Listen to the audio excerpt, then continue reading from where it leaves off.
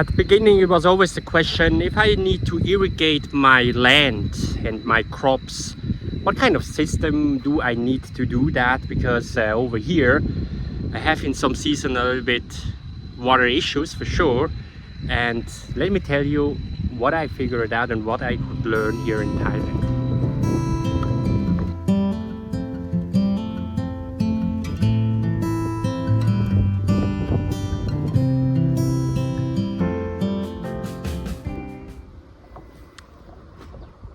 You see on the high bed which we prepared, I've been pulling a drip irrigation which is feeded through the main pipe here, and that is gonna feed the whole line down there. The only thing which I have to do is attach the drip tape. This is here 2 lanes of drip tape, and I'm going to show you how it actually looks like when you are installing a drip tape like that.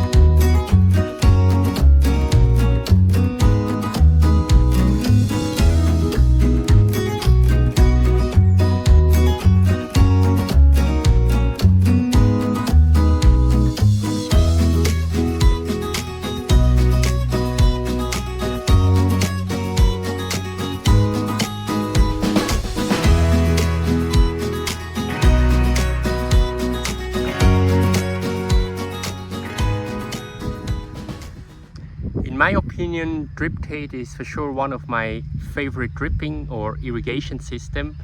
I mean, come on. I just plug in the pump and I'm irrigating here the whole area, 5,000 square meters, growing crops and other stuff. That's quite cool. It saves me tons of labor work. I mean, in the beginning I was for sure using a more